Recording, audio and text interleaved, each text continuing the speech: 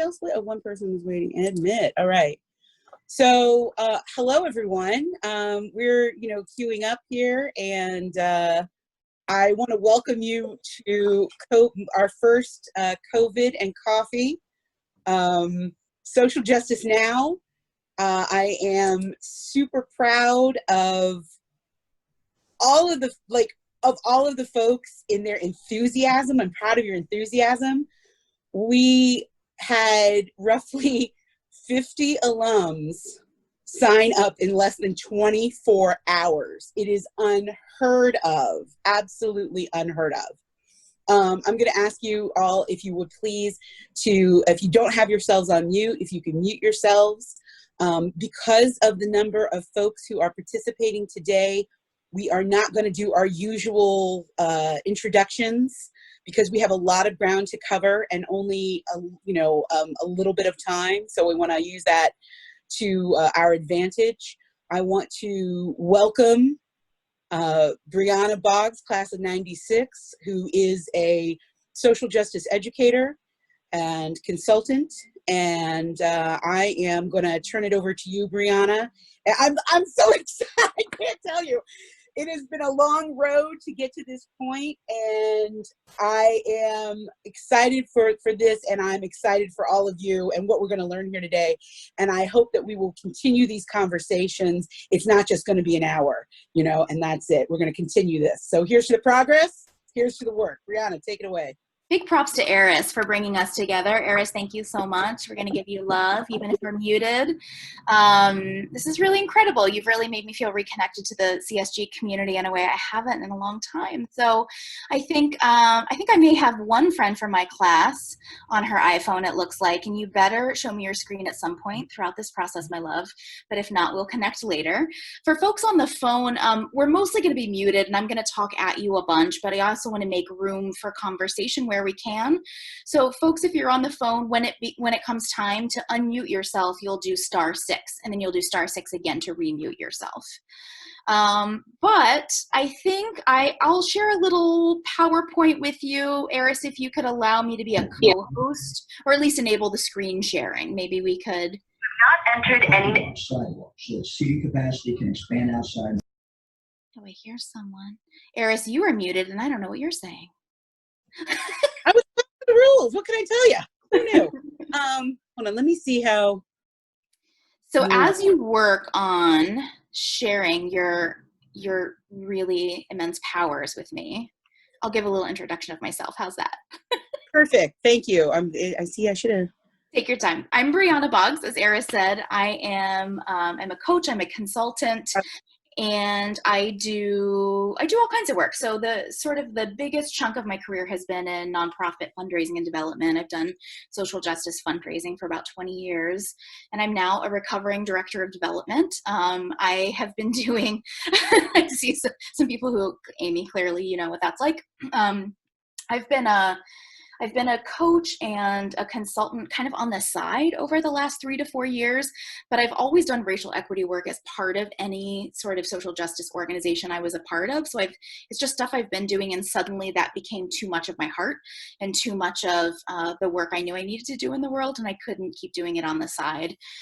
So much of my work really started as an executive coach, often for people of color who were new executive directors and needed some support around fundraising, but also were trying to survive in white-founded organizations, trying to navigate all of the funky cultural stuff that comes with that. And I was really proud to do that work.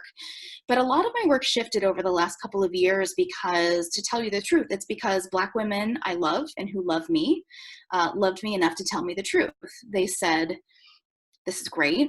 I love your racial equity work. I love you helping people of color survive, if not thrive. And also, can you focus on your own people, please? Because white people need some work." There are entirely white boards of directors who are disconnected from the work that our social justice organizations are trying to do. There are white leaders who are founders. They're so well-meaning, and they're also not building meaningful pipelines so that people of color can come behind them and lead well. So a lot of my work radically shifted in ways that I didn't necessarily expect it to when I got into doing sort of racial equity work. So that's me. I'm from Columbus, like many of you. I'm from the West Side. I'm from the Hilltop. I went to CSG for only 2 years because that's what my parents could afford. Honestly, I came from kind of a working class background family, and they could afford for me to go in 10th grade and 11th grade. And I have to say that those 2 years dramatically shaped how I see the world, dramatically shaped how I was able to understand how to build meaningful friendships with girls and with women. And were really completely formative for me. So I had a really amazing and short experience at CSG. And Eris has stayed connected to me and roped me into this conversation. So I'm so happy to see your faces and be with all of you. And I hope I'll also stick around. If we have time, I'll stick around at the end if people want to like chat and connect and ask questions. So let's see if I'm allowed to share my screen. Hey, good work, Eris. All right, give me just a moment. And sometimes it helps to have a little PowerPoint to focus the attention. I'm not going to leave it on the whole time. But what I would love to hear from you, again, we're a large group, but if you could just type in the chat, if that's accessible to you, where are you zooming in from? And if you have just a couple of words about what drew you into today's topic, I'd really love to hear that.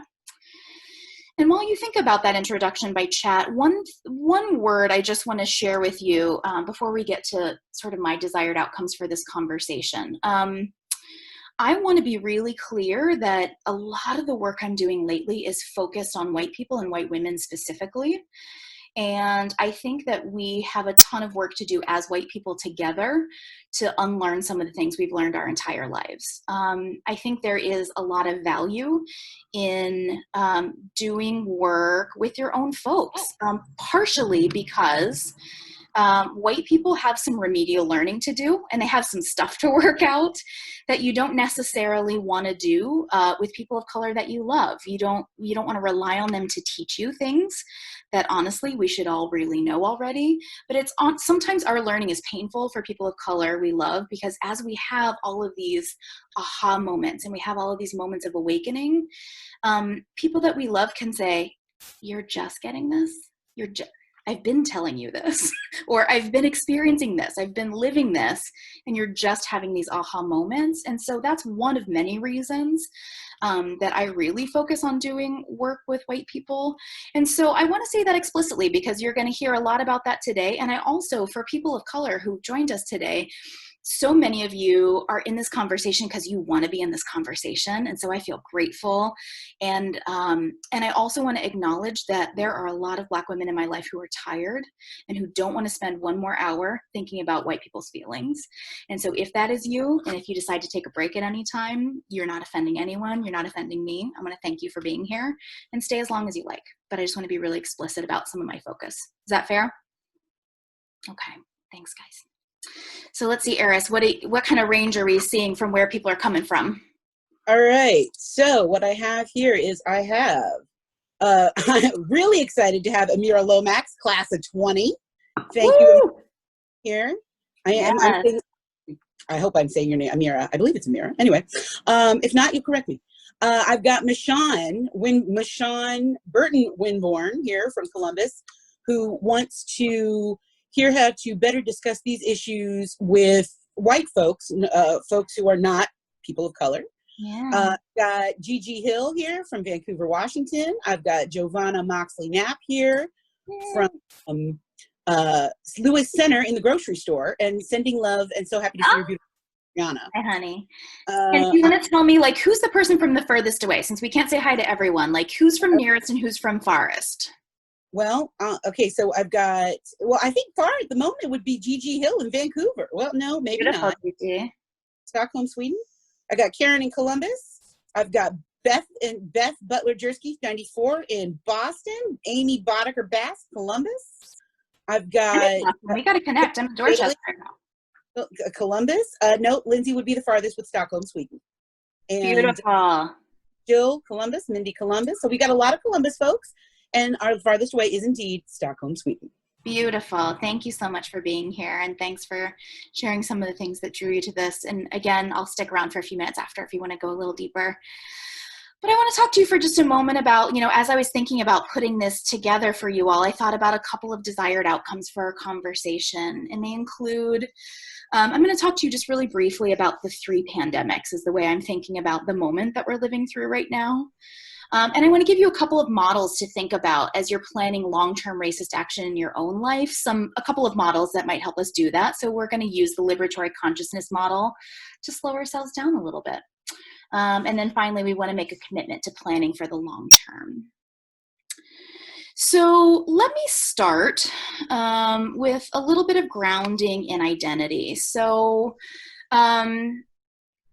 what I want to say about this is that many of us on this call are white women, but the truth is all parts of our identity, some of them are from marginalized parts of our identity. There are parts of our identity that are very privileged. We don't ever come to the world with just one piece of ourselves. We're actually quite complex. But one of the things that white women definitely have in common that we sometimes fail to talk about is white privilege. And so that's something I wanted to help ground ourselves in some definitions before we move forward, just so you have a sense of the way I'm using that term. I'm moving my screen around so I can read what I'm reading to y'all. So this definition is by a good friend of mine and one of my teaching partners, Madeline McNeely. So white privilege to me means unearned, often invisible, accumulated advantages, compounded interest that white folks experience that positively affects all areas of our lives and harms people of color. So I really think about compounding interest over time. I did a lecture yesterday sort of about history, and I think just about how much of our wealth is often tied up in land or home ownership. That could be a big chunk. And I think even just as recently as like 2008, 2009, when the economy crashed, white people lost about 16% of their overall wealth, which is really tough. 16% totally stinks. But Black people specifically lost 53% of their wealth because a bigger chunk of their wealth was tied up in home ownership. And if you think about the value of home and generational wealth that's accumulated, that's just one little example of the way wealth and stability and comfort really compounds over time. So you're hearing a lot about white supremacy recently, and so I want to ground ourselves in this as well. So white supremacy is really about big systems, so laws, structures, systems, behaviors that are designed to ensure the domination of white folks and maintenance of white culture and privilege as more important than other ways of being and knowing in the world. So it's just making sure that those kinds of benefits are reserved for and conferred for people of color. Yeah. This is just something I love. This is a photo from a church in Central Florida, I think it is, that really describes white supremacy as the most dangerous virus infecting our country since 1492. That feels particularly poignant as we think about the pandemic right now. So a lot of people are asking these days, like, what's going on? Why is this the summer that everything's blowing up? Why does this feel like the world is on fire right now? And why this summer? It's not like murders like the one we saw so visibly of George Floyd haven't been happening regularly for 401 years. So what is it about this time? And so I just want to share with you my perspective on a couple of the precipitating incidents that make it so poignant and make it so that we need to be grappling with this right now in a way that we haven't before. So obviously we have a global pandemic in COVID-19 that scared the crap out of people, shut everything down, which then caused a complete economic crisis so that, millions and millions of people have lost their jobs. They're fearing for the lives of their loved ones. And again, I guess I didn't even say this, but the way that COVID-19 has affected communities of color so much more than white people has everything to do with access to good healthcare, has everything to do with the kinds of jobs that people hold and the fact that more people of color are in jobs that are frontline, that are, what are we calling them, essential services, that they're forced to go out into the world a little more often on the whole than white folks are. And so they're more at risk for COVID-19. And then also the economic economic crisis on top of that. But there's also something even just fundamental about the way we're at home. We are watching TV. We are glued to the news in a way that we weren't before COVID-19. And so that combined, so not only are Black and brown communities hurting so deeply because of these other two things that are laying bare completely unequal access, but then you have you have Ahmaud Arbery, who was the gentleman who was just jogging in a neighborhood, and two essentially vigilantes who were former police. The dad, I think, was a former police officer, just murdered him with impunity. We found out about that months late, right? It happened way before we found out about it. We had Amy Cooper in Central Park. So if you remember the story of the white woman who had the dog that was off leash, that was yipping, and you saw the video of her yelling at a Black man who was in a quiet little tucked away part of Central Park trying to just watch birds. And he was trying to get the dog to not scare the birds away. If you think about that moment highlighting the way that white women are able to use power, right? I think of at the very benign end of things, I think about what it's like when, you befriend a woman of color at work and you don't really stand up for her when it comes time in a big meeting, or you don't really stand up for her when it's time for that big promotion. Like, that sucks. But at the other end of the spectrum, I think about how white women use power. And I think of Amy Cooper in that moment when she grabs her cell phone and she says to him, you can see her face completely turn, and you can see her describe, I'm going to call the police and I'm going to tell them that an African-American man is threatening my life. You see, in that moment, laid so stark and so bare that she had quick access to deadly power. She knew exactly how to use it.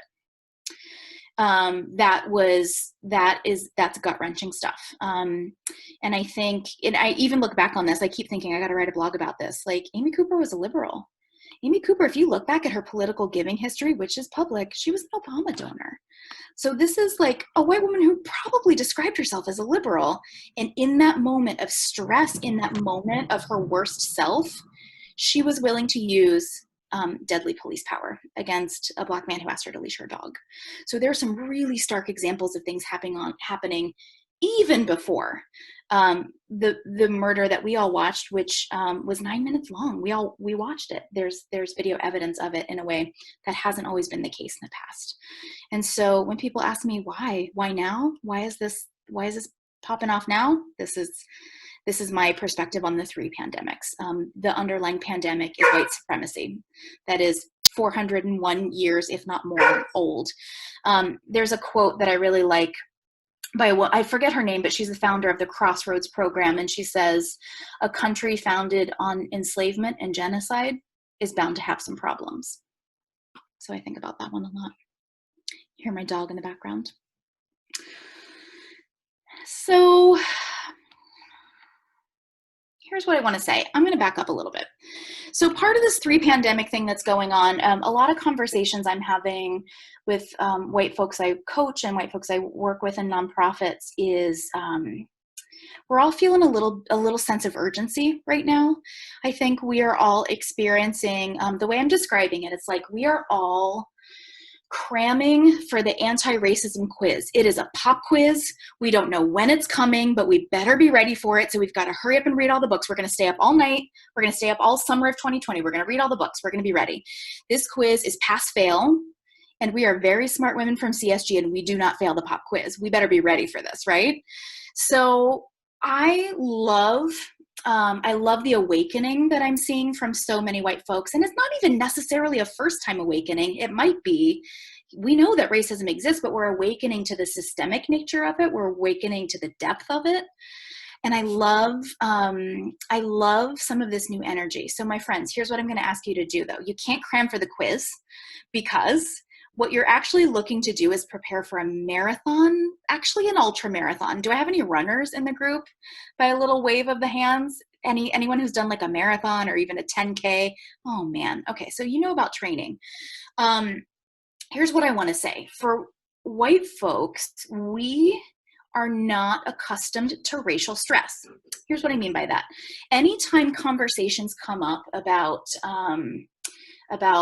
racism, about white supremacy, interpersonal differences or misunderstanding based on power differentials, it's super, super easy for white folks to escape real quickly. We don't have to have those conversations if we don't want to. We can dip out. We can cry. We can cry and we can divert the emotional energy in the room from an actual legitimate conflict or disagreement to taking care of us emotionally. So you may have heard people sort of jokingly talk about white women's tears. That's what we mean by that. So we have not had to endure racial stress in a way that people of color we love have. So we're not ready for the marathon. We're like doing couch to 10K in one day, and we're not ready for it. So the reason I bring this up is because there's a real risk. I love that people are jumping in and like doing all the book clubs and having all the conversations and like sort of thinking they're going to solve racism this summer. Like we're going to do it this summer. The problem is that kind of disregards generations of work that people of color have done before us and white folks. Like white folks have been in this struggle for generations. And so really learning the history of like white resistance, it helps connect you to a legacy and helps you sustain yourself. Because here's what I worry about, friends. Like I worry about getting tired real quick. So at the end of our conversation today, we're going to talk about how to deal with the tired feelings that will come from these conversations you're going to start having more and more often. But the goal I want us to have is not so much about cramming this summer. It's about how can I identify all different areas of my life where I have some influence and where I can make small changes now, and then also dream big for the future. How are things going to look different, feel different, be different in all areas of my life? Because we're talking about long-term. We're talking about building some stamina, honestly. So we're going to talk more about that. So I just wanted to share that perspective with you. We're not cramming for the quiz. So here's one way to help us slow down. This is a model that I really love from Professor Barbara Love. She's a professor emerita from UMass Amherst. And I just recently became aware of this, but I want to lead you from like the upper left-hand corner, the awareness. So this is kind of like a phase in which we do work. Awareness, we become aware of the problem. Analysis, we kind of deepen deepen our perspective, our thoughts about how to change things. And then action, what are we going to do about it? And then accountability and allyship. So long-term, who are you connected to make sure you're still on track? Who are you connected to make sure you're still doing the right kinds of things? And what I described in terms of cramming for the quiz is we're trying to go from awareness to action. And so we're not only worried about burning out, but we're worried about not having a real grounding in the kinds of things that need to be different. So analysis includes, but it's not just reading all the books. Like I think everyone's reading White Fragility this summer if you haven't before. I love it. It's a great book. It's a really helpful tool. Analysis includes identifying other folks that you want to be in community with long term. What are the parts of anti-racism work that you really want to dig in on because you are you're uniquely qualified. You have some skills, you have some passion around certain kinds of work. So analysis is the place we're so tempted to skip. And I want to tell you, friends, it's really important. It's really important to slow down and deepen there before we jump to action. And I also want to say that they're not mutually exclusive. There's no clear beginning and end to each of these phases, I don't think. Some of them, so these, I guess if this were better illustrated, it would be a little bit overlapping because I don't want to tell you don't go to the protest. I actually think there's incredible power in white people showing up in ways that we never have before. There's power in you putting your body between a person of color you love and a police officer because your body is not as likely to be attacked in the same way a person of color would be. So I'm not saying don't do the things, especially if there is harm or pain happening to people who are close in your life, who are in your organization. We react, we do, but I'm just saying at the same time, slow down and deepen that analysis so that you can stay in it for the long run. I'm going to pause because I've been talking a ton and give 3 minutes for people who have questions so far about anything I've said or liberatory consciousness. And then we'll open a conversation about, we're going to open a conversation about how to use these different areas. So take a moment to unmute yourself if you'd like to say anything, ask any questions. You can also drop it in the chat.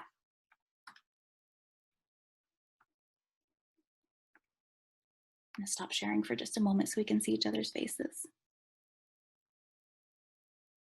Any burning questions from anyone? Eris, are you seeing anything in the chat?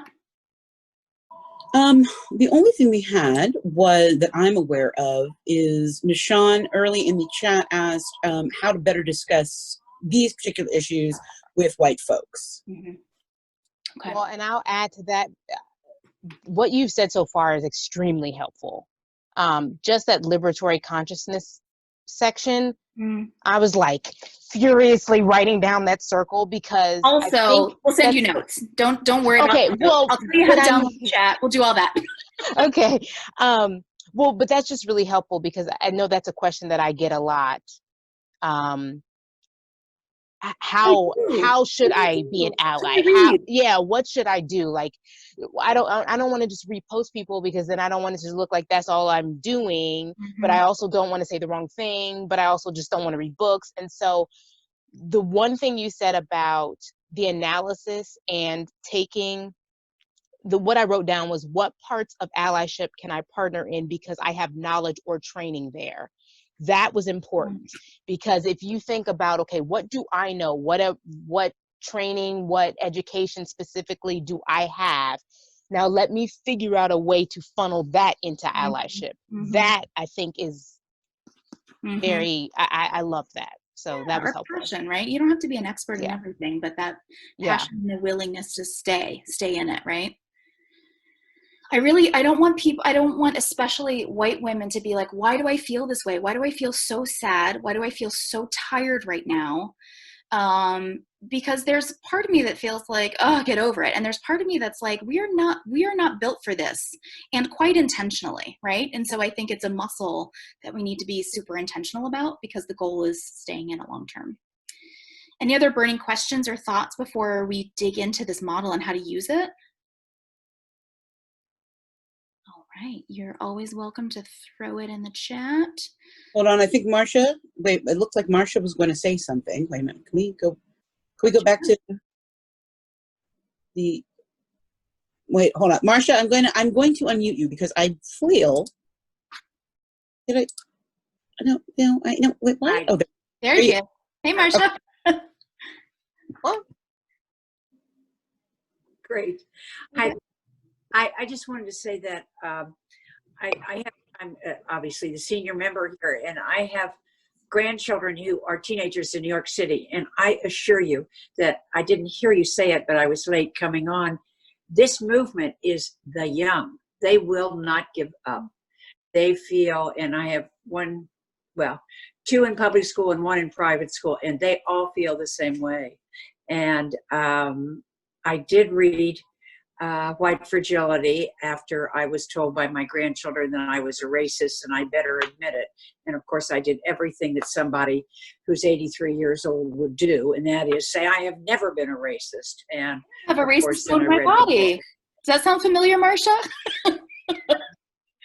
I said it's so instinct to say what do you mean? I don't have a racist bone in my body.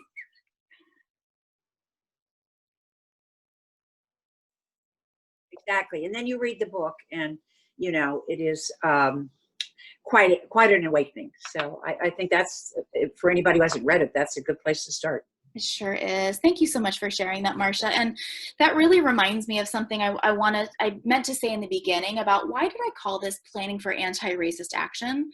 And I'm really influenced right now by a writer and a professor named Ibram X. Kendi. So you've probably heard of How to Be an Anti-Racist, or his book Stamped from the Beginning, which really explores the history of racist ideas in America. He's an incredible professor who just came to Boston. He just started his job this week at BU. I'm all excited that he's in my town. Like, I want to run into him at the grocery store, but I don't know if that'll happen. But okay, so here's why I'm so influenced by him. He has really helped me understand that there's no such thing as not racist.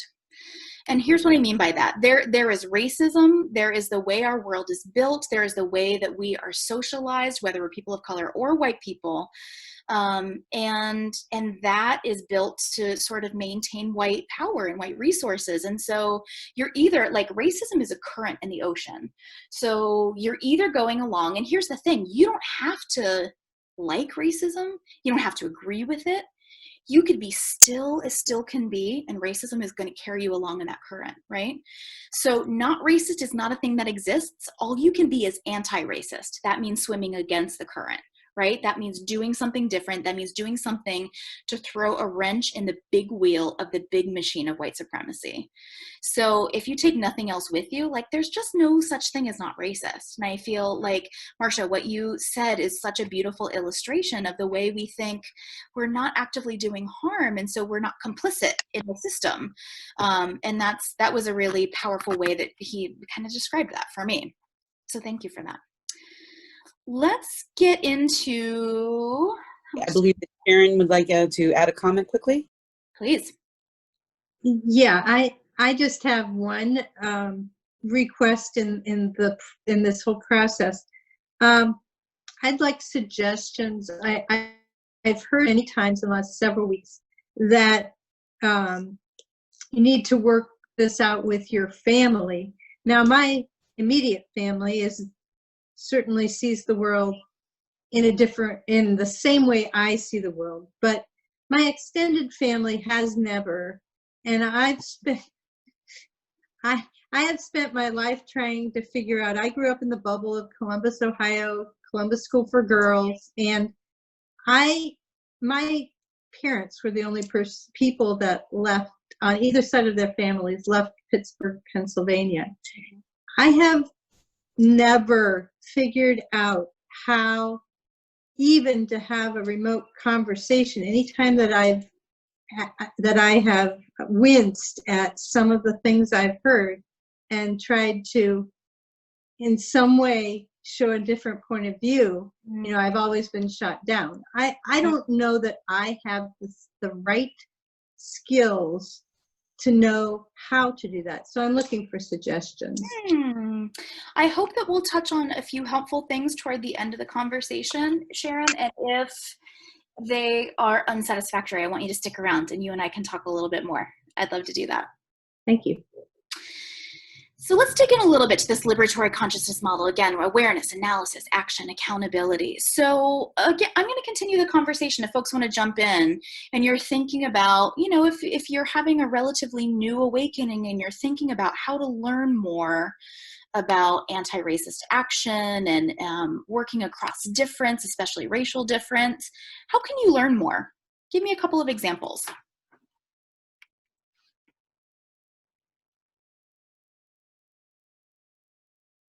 Drop them in the chat if you like.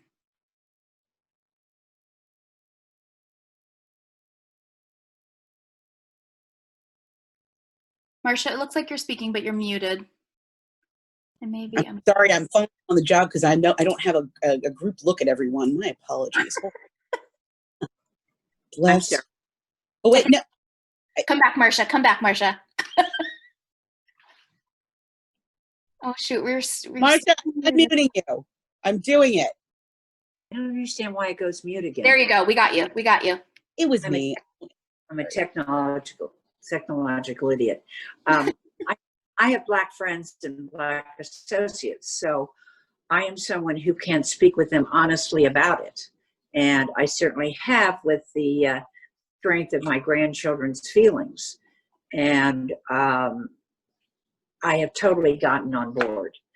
And I, too, was raised in Columbus, Ohio, in CSG at a time when, quite frankly, they were prejudiced to everything. I wouldn't even wanted to be Jewish in 1955. Mm-hmm. So I'm so glad that you're here, and CSG is not saying this isn't a problem with me. Beautiful. And Amira, I don't know if I'm saying your name right, but I see your hand. Amira, yes. Amira. So what I've recommended to my friends, because I've been sharing so much through social media and everything, and we've really just opened up conversation amongst all of my friend groups, my CSG friends, my friends from out of school and everything. And we're just trying to have more conversations because their families have very different backgrounds than mine. And I'm trying to help them, but I also don't want them to become reliant on me to feed them information. So I've been sharing things, so when they see something that they're interested in, then they can like click on that and do the work themselves, because I don't feel like it's my job to educate everyone. You know what I mean? Thank you. So Love that. I've like recommended podcasts, and I think because even I'm trying to like, obviously I don't know everything about my history either. So what I'm doing is I've been listening to a lot of podcasts and reading books, and like just trying to throw myself deeper into like Black culture, because I'm in musical theater, and that's like the field I'm going into for college. So that's a very whitewashed field. And so what I've been doing is reading a lot of Black plays and like watching a lot of Black musicals, so I can learn more about my history and like my chosen field, which is also what I've recommended to my other friends in theater. Beautiful. Thank you for that. Amira, you're my sister. I was a theater major. Oh, come on, theater nerds. Yeah. Sisters! I was a musician and a theater nerd too. You guys are awesome. But I just really want to lift up one thing you said about, I don't want them to rely on me, and it's not really my job to teach white folks around me. And I also know that like so many people of color that obviously that I'm close with are so generous and are really willing to have questions and really want to be open and say, please come to me with your question, because I actually trust myself to answer your questions and not get it wrong. I actually want you to ask me rather than making your own decisions. But I think like as a white woman, the key that I want to think about is that conversation invited by a person of color I love, especially a Black person in this moment? I'm really thinking about, is that invited? Is that part of our normal conversations that we always have? Or am I out of the blue asking a person of color to teach me and not offering to pay them? That's just not something I want to be doing. So we'll talk a little bit more about that power dynamic. But what are other ways you can learn? Like, I'll just give you a couple of quick examples. Google is your friend. You should use it. If you don't know the answer to something, start there. There are incredible books. I also want to say, think about who you follow on social media. So many teachers, people that I really consider teachers in my life, are so generous with their resources. And I also, look, I want to find ways to pay them too. So I think about Adrienne Marie Brown is one of my favorite writers and thinkers in the world. She wrote an incredible book called Emergent Strategy that changed my life. It is like a religious text to me. And I was on her website the other day, and she has the option to support her in a monthly rate. And yes, I did click. And yes, I did think about how much can I give this woman every month, because she is a major teacher in my life. And so think about what kind of information are you consuming? Where is that coming from? Find Black and brown public voices that you can really follow and hear their perspective in real time. Instagram's amazing. So think about that as a great resource. We're gonna keep moving. There's never enough time. Let's talk about analysis a little bit. I want to talk about, where are you already in community? Where are your spheres of influence? So when you think about making long-term changes in your life or changes in the world, where are you already embedded? So I'll give one example. A religious community is one thing I can think of. Other folks. I think if you wave, Eris will unmute you. Or Eris, you could probably unmute everyone if you wanted. All right. Yes, I can. And then rely on folks to mute themselves. Look, good behavior on Zoom, please. No, I will, because I'm not looking at people who are, so hold on. Okay, I'm just going to unmute as, okay, there, Gigi's going to talk. Right, Gigi? Yep. I just, when you say religious institutions, Sunday is the most segregated day of the week. And so I think a lot of those kind of ingrained ideologies and the racism really begins in the church and in religion, and prejudice as well, even from the Black community. There's a lot of things that we need to unlearn as well. And so, it's almost like, at least for me, I had to step away from a lot of that to relearn and reestablish, where I stood and how I thought on a lot of different issues, because there's a lot of conservatism and a lot of ingrained a lot of ingrained practices that I think kind of separate us more than align us. Thank you for that, Gigi. Appreciate it. Other folks, where are you connected in community? Volunteer groups. What else? Any other examples? Probably drop it in the chat. I'm thinking of things like the PTA for your kids' school, right? I'm thinking about volunteer organizations. I'm thinking about your team at work. So really starting to look for, like, where are all of my spheres of influence? It's easy to also say, I think sometimes, especially for women, it's easy to say, like, oh, what does influence mean? Like, I don't have big influence. Yes, you do. If you are in community and if you are talking regularly with people in your life, if it's someone that you know well enough to say, how was your vacation? You're in community with that person. So start to think about all the little different areas of life where you have that sphere of influence, because really those are the places where we can start to think about, what does change look like on a community level. I'm not talking about, changing laws at the federal level, incredibly important, but what's your day-to-day anti-racist action look like? It's your day-to-day life. So start to think about all those different areas. And then finally, when we're deeply in community, when we're aligned with people around us, we can start to think about action and what that looks like. And so I'll share with you a framework I've been working with a lot of folks with, which is the show up, speak up, act up. Those are different ways you can think about action in the world, and we'll get more in depth with that. And then finally, accountability and allyship to me means alignment with your values and alignment with your loved ones. So if you may have, I'm thinking specifically from the white perspective, if you have people of color you love and they are also anti-racist activists and you feel accountable to them, and you have close relationships, those are the people you're accountable to. And if you do not have people who are close to you in your life, that are people of color that you're having these conversations with, how are you in alignment with your values? Who are the public teachers that you respect and that you're following?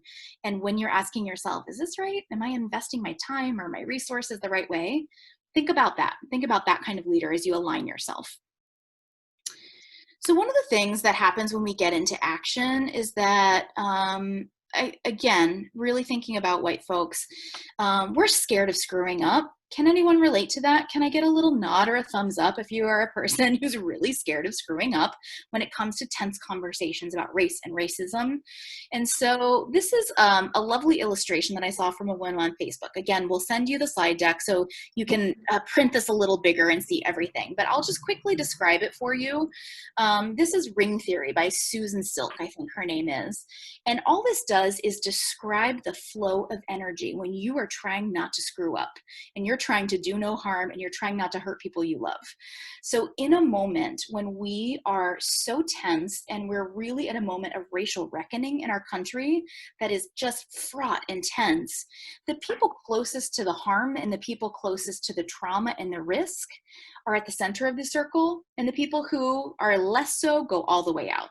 So in this illustration, we have, for example, a Black person murdered by police. We have state-sanctioned violence. And then the next circle out is the people who love them, grieving people who are their family, their community. The next circle out, Black people in America. The next circle out, non-Black people of color. Then a vast spectrum of allies. And way out on the outside, we have other white people who are feeling sad and scared for all kinds of reasons. And so what is most important to me is the description of energy. See the little arrows that are going in and out? So here's how not to screw up. Here's how not to do harm. Everything that goes in is comfort. It is love. It is resources. It is, I know you're talking at the rally tonight. Do you have a babysitter? What are you having for dinner? Do you want a Grubhub gift certificate? Like, it is love, love, love resources. If you're not thinking about individual people in your life, it is who are the organizations who are closest to the ground, closest to the trauma, doing the work. Give them your money. Now, the flow of energy that goes out is anxiety. Anxiety, questions, detailed questions like I don't really know how I feel about defund the police. I have some questions, I have some concerns. All of that flows outward. So you're going at least one ring out wherever you are. But one of the things that I think is so incredibly important, and we'll talk to you more about this, is the concept of for white folks, having other white folks you can talk to about this kind of thing, so that all of your anxious energy doesn't go in when people are already tired, are already feeling the pain of our country right now. How can you start with other white folks in your life who also have an analysis? So that's the function of the ring. I hope that seems a bit useful to you as you think about how to engage in this work. And then finally, I said we would talk about showing up, speaking up, and acting up in our lives. So what do I mean by showing up? It's quite literal. It's there's a meeting at work. You know something could get kind of tense, and there is a person of color that you really want to support. So you literally sit next to that person in the meeting so that when the stuff flies at them, your face is right there saying like, I'm recording this. Not literally recording it, but like I'm watching what's going on. Showing up means being visible in a protest situation. It means putting your body between police and people of color that you love. Other kinds of showing up that people have examples of, feel free to drop those in the chat and we can talk about those as well. I'm going to keep going so we have time for questions at the end. Speaking up, that could involve all kinds of things. I think about really often, like, what should I say when I really don't know what to say? I think about those moments where there's tension in a room, you realize something, maybe you've said something wrong, and you have that little pit in your stomach, and you're like, I really wish I hadn't done that. Like, what do you do to speak up when you don't know what to say? And I would say on one end of the spectrum is don't say nothing. Don't wait and text your friend later like that sucked. Like that's not helpful in the moment. So when harm is happening in public, interrupting it actually is incredibly important. And so a couple of examples might be, ooh, ouch. Like simply reacting to something someone says that is racist by saying, or saying, I have a question about that. Or like that kind of, I've even said that hit me in a funny way. I feel like there's a brick in my stomach. I can't quite describe it, but I want to slow the conversation down and just wonder if anyone else is feeling this. That's one way to do it.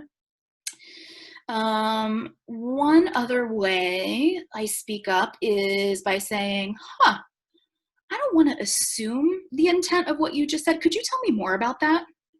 Like, I think I have a view of what you just said, but I'm not real clear. Keep talking.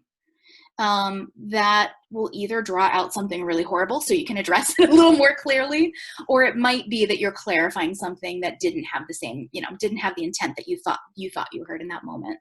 And I guess what I want to say is that speaking up is incredibly important. I think one of the sneakiest and toughest things about white supremacy is that so much is hidden and closed and unspoken. And anytime you can interrupt it, anytime you can make it visible is a moment where you can chip away. So that's my advice in this moment. And finally, act up. Like, what does acting up look like in your life? It could be very different depending on the sphere of influence we're talking about, right? So I think any like really good plan about acting up is really, well, it's rooted in a plan, right? You're not going to make big change and make it sustainable if you don't have a plan for it. So I have a couple of ideas about how you might start to do that. We're not going to develop beautiful plans in our next 9 minutes, but I want to give you something to think about. Number one, getting really clear on why you're invested in anti-racist action. If someone asks you, I would love for you to be able to rattle that off like an elevator pitch. Like, here's my 20 seconds on why it matters to me.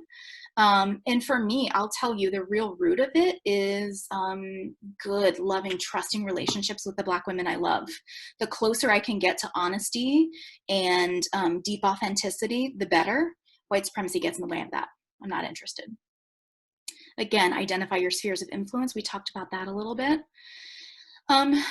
So more on the interpersonal sort of friend level, especially for white folks, we're on that outer circle, phone a white friend. I feel like I said this once as a joke. Like if you think about how to be a millionaire and there's a question and you're not really sure, like one of your resources is to phone a friend.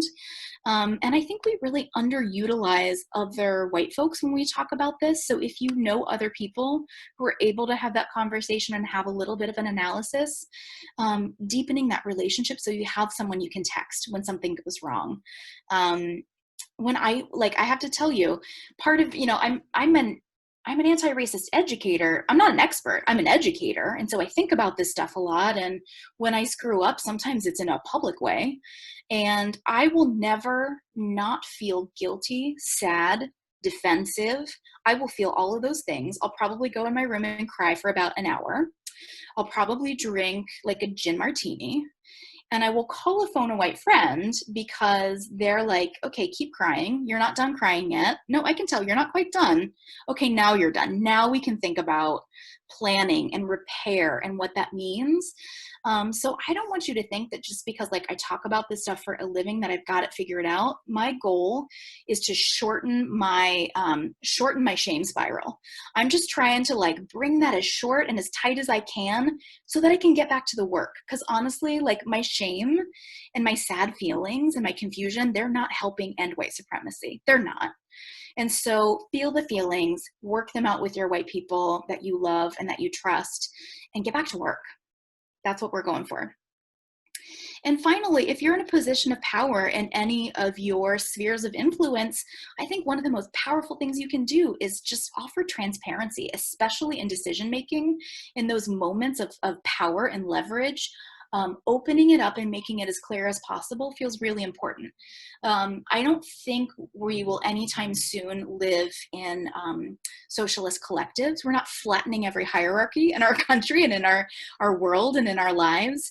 But when you're clear about how decisions are made, when you're clear about where power lies, you're not hiding the ball anymore. And that feels incredibly important. So I will say one last thing. We have, 6 minutes. Again, we have 8 minutes. I'm taking it back. Eris, thank you for that, reclaiming your time. That sounds like Maxine. Finally, okay, look, here's my reminder to myself. I wrote a blog the other day and I haven't published it on my website, but I really want to encourage you to think about what you're tired can teach you. Again, this is really aimed at white folks who are diving into these conversations, who don't have the conditioning to really withstand racial stress. And the kinds of tiredness that you're feeling right now, again, it's not that you shouldn't be feeling those things. You should. You should be working through them. And I really want us to think about, in those moments when you feel extremely tired and sad and you feel yourself wanting to retreat, what I'd ask you to do is to just take a moment to write a few things down. Just journal for a little bit, which includes some things like describe the feeling of tired in your body. Where is it living in your body? Describe what happened before you noticed the tired. Is it like a precipitating incident and a stress or an argument, or is it things built up over this week and you had many more conversations about race than you've ever had before? Is it a Facebook post that set you off? Like everyone has a racist uncle. Like there's always, or maybe it's a nephew. Like there's always someone who will set you off on Facebook at any given moment. So think about what it is, and then think about, on the flip side, what restores you. And I think this is really important for people of every race, women of every race. Think about what actually feels like it refills. So trust me, I like Netflix as much as the next person. Trust me, I like my gin cocktail as much as the next person. Those are not the things that fill me up again. Those things are phone a white friend moments. Those things are taking the dog for the walk. Those things are taking a break to cook a meal and chopping by hand. Something about that really does it for me. So really thinking about getting so clear about what triggers the tired and how you can refill. Again, we're just shortening the reaction time so that we can stay in the work long term. So I want you to be vigilant with yourself. I want you to be like tough on yourself and think about what you have to contribute to this work. And I want you to speak and I want you to act and do all those things. And on the other side of the coin, I want you to be even more compassionate with yourself than you have ever been before, because you may be doing some really hard things for the first time and the goal is to stay in it. So I'm going to stop there. In case people have to jump, I'll just quickly say, do I have my info there? You can find me at briannaboggs.com if you want to have further conversations about the work I do or the coaching I do. That's how you find me. You can follow me on Instagram. I didn't put that. Instagram is Brianna Boggs Coaching Consulting. So you can find me there. But I am going to stop talking. And I want to hear from you all in our last couple of minutes. Any questions, any reflections you have about any of this? May I just come in for just 1 second to say it's not a reflection, it's just a comment. For all of you here who have joined us today, if you have enjoyed this presentation and if you have enjoyed learning with us, if you would be so kind and you feel so moved to contact and I'll put the address, and again, no pressure, the development office to let them know how you feel. If you didn't like it and you had problems, let them know, because they need to hear from you because you drive the content. So, so that's it. So yeah, thank you. Thanks, Eris. Are folks able to unmute themselves at this moment? Eris? If can, if somebody needs me to help out, I'm happy to do so. Awesome. Marcia, you up? Yeah, hold on. Wait, hold on. I gotta find you just a second. Hold on. Come in there. And you, come on. Why are you doing this to me? Okay. Is it unmuted? No. Oh God. There you are. I just wanted to say I think that you ran a wonderful meeting, but I'd like to say that the most important thing to me right now is November of 2020. And I realize this is not to be a political discussion, but in one of my discussions with my grandchildren, when I said, where do you think you should start? And vote, for heaven's sake, vote, and vote for the kind of people that will not support racism. I feel very strongly about that. Thank you, Marcia. Thank you. Thank you.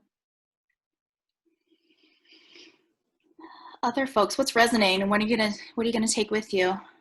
What are you gonna say? That was crap, and throw it away. I want to hear that too.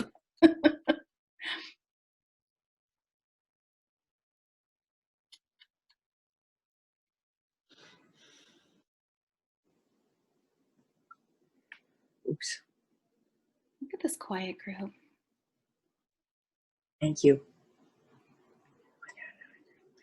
I know you CSG unicorns have something else to say. You weren't trying this to be quiet. Come on. I'm being quiet because I'm in the grocery store.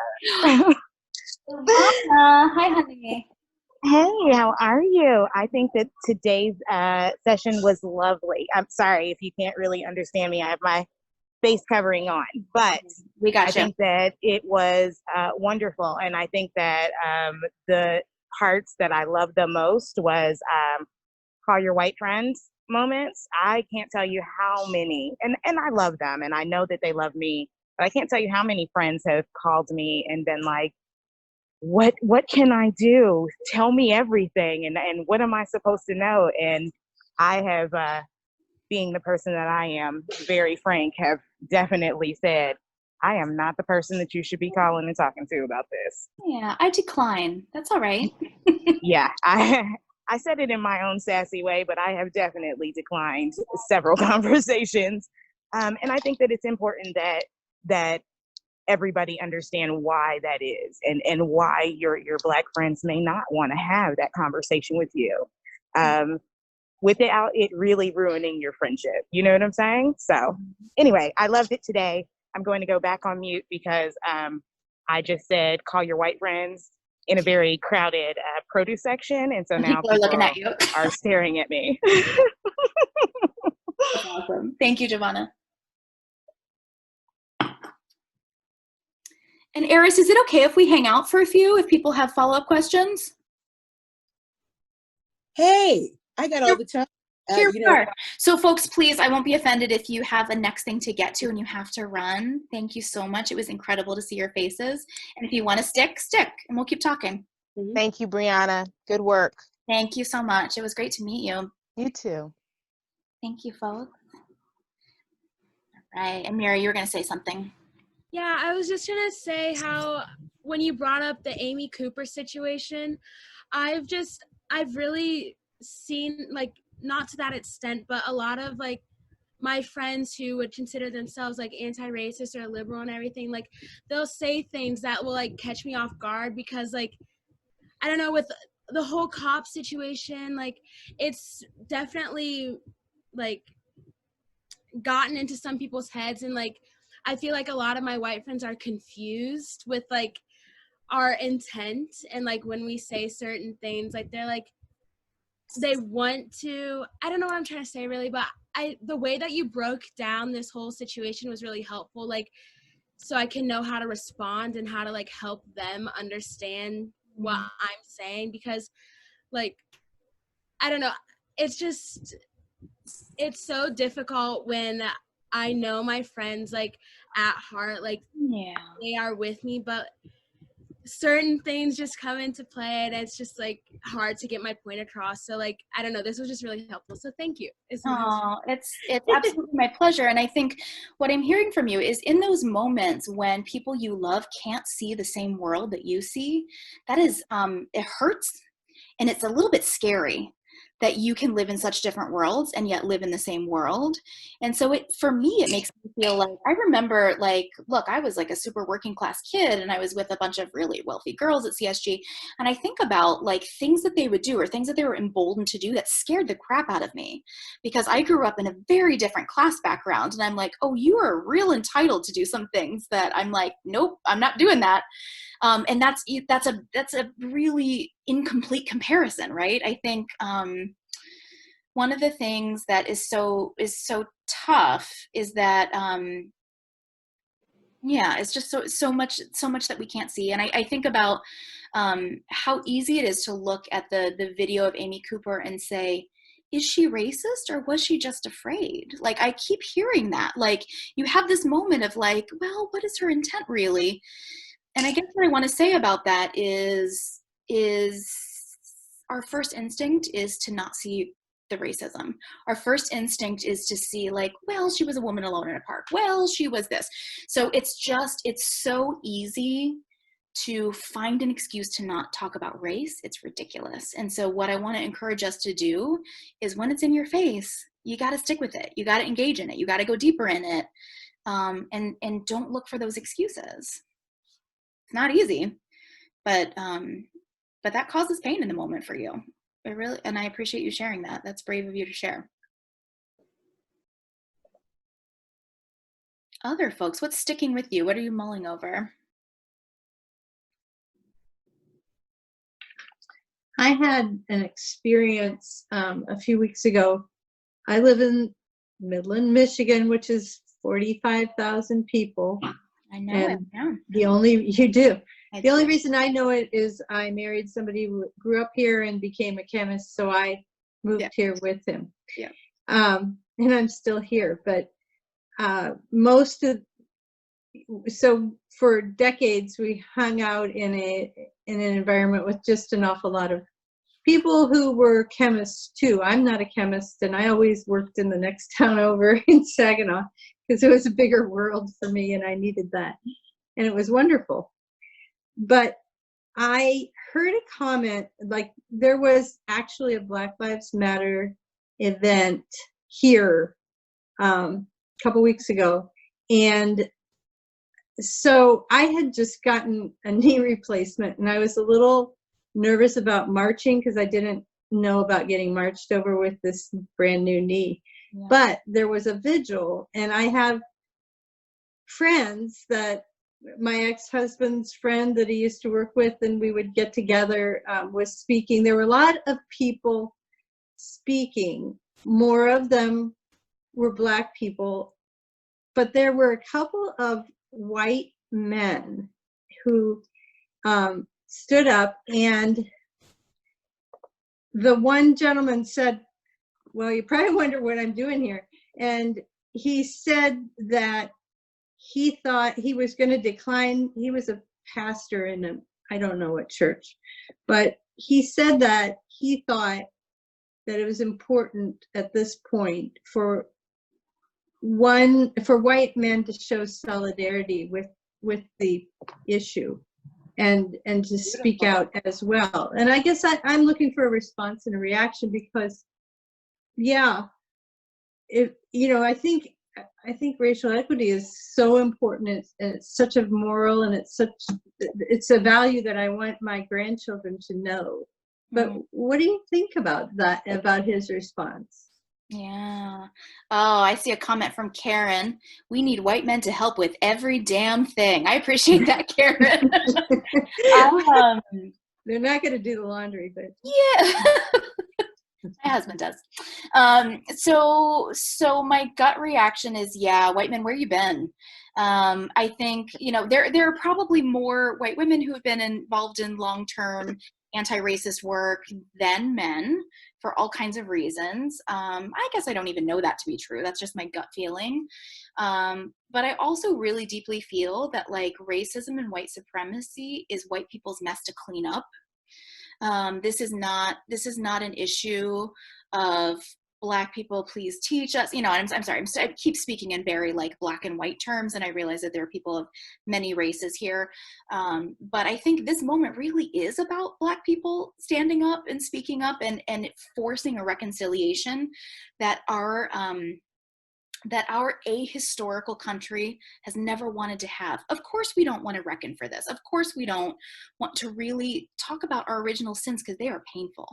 There is I don't know the psychology behind it, but I don't know what happens in white people's brains and souls that we can see what happens in the world, that we can know what our ancestors have wrought and either participate at worst or look away at best. There's something deeply wrong that we can reconcile what happens in our world.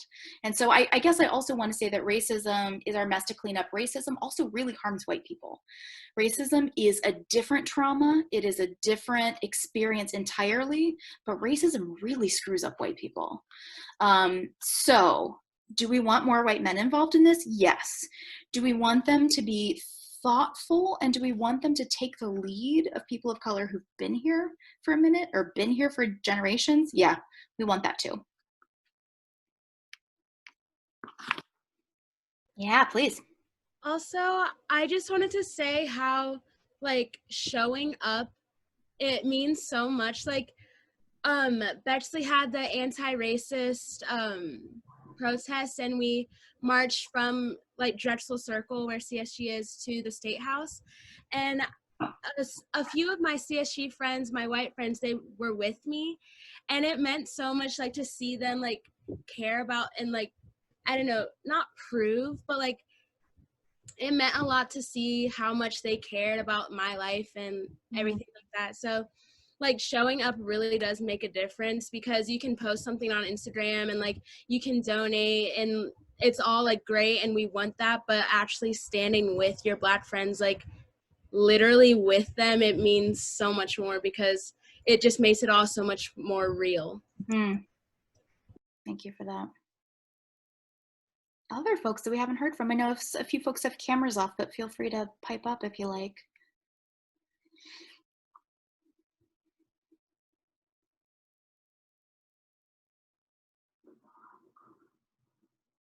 Okay.